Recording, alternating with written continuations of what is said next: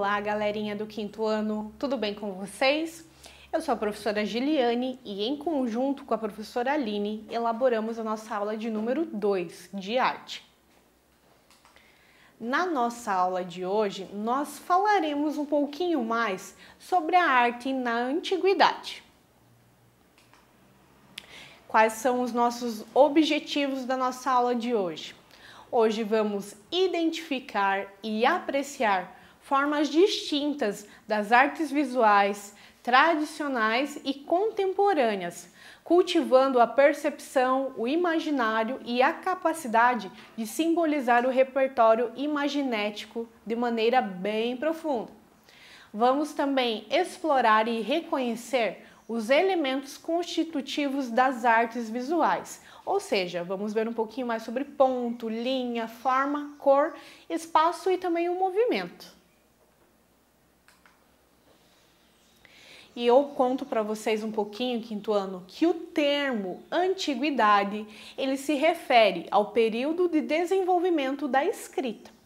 Isso lá entre o ano de 4000 a.C., 3500 a.C., até o fim do Império Romano, no ano de 476 depois de Cristo, quando se inicia um novo período na história chamado Idade Média. No início do que denominamos civilização, quando o ser humano ele inventou a escrita e aprendeu a plantar, a domesticar os animais e a viver em aldeias e cidades, a arte ela teve um grande desenvolvimento. Então a gente vai ver um pouquinho mais da arte no Egito.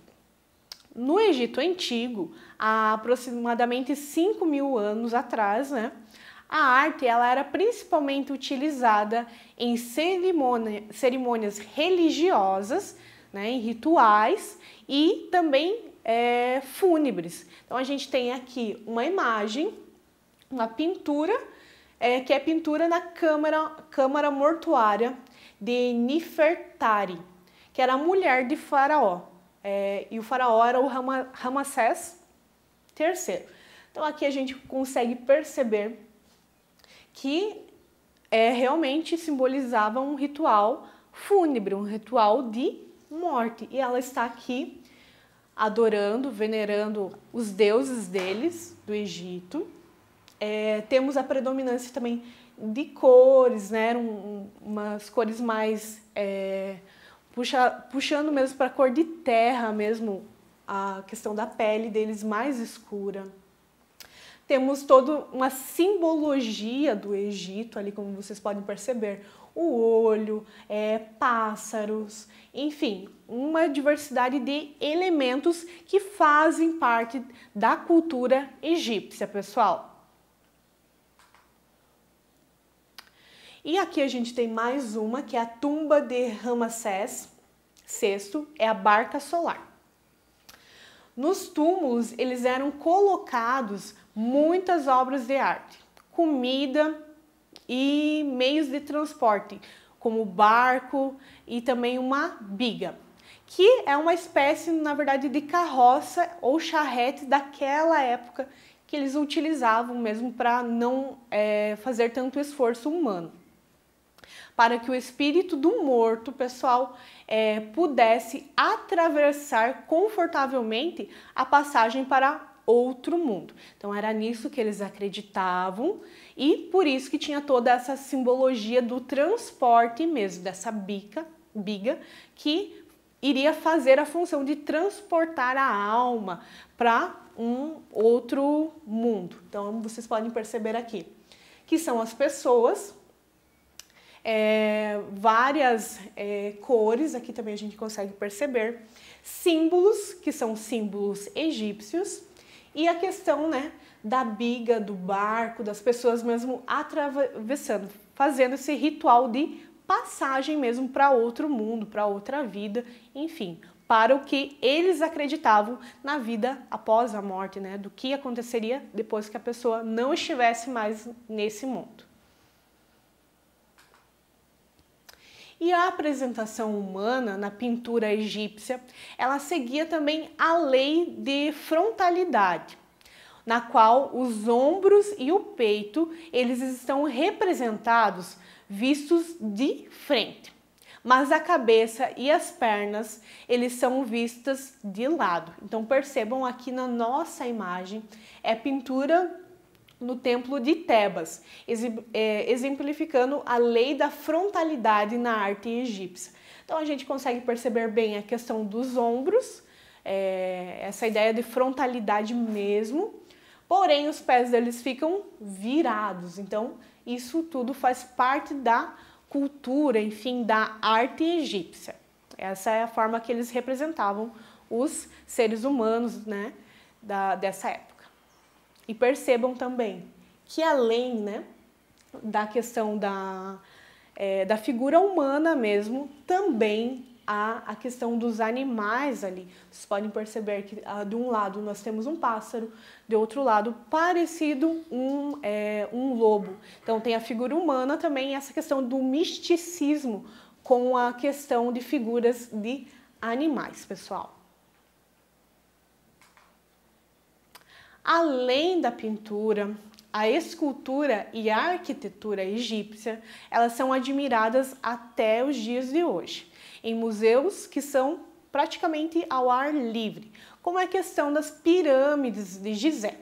Então, olha só o trabalho que esse povo, o povo egípcio, teve para construir as pirâmides. E são pirâmides que duram, né, até hoje. Tem muitas teorias, né, sobre isso, mas com certeza ele já tinha uma tecnologia com roldanas, com tudo para justamente puxar essas pedras, porque elas são pedras muito pesadas mesmo. Então, se formos para analisar, pensar um pouquinho, não tinha tecnologia de guindastes, de máquinas que, na verdade, ajudariam eles a carregar, né, essas pedras. Então, eles tinham toda uma tecnologia da época que ficou até os dias atuais, no caso, as pirâmides que ficam ao ar livre e que formam um museu ao ar livre.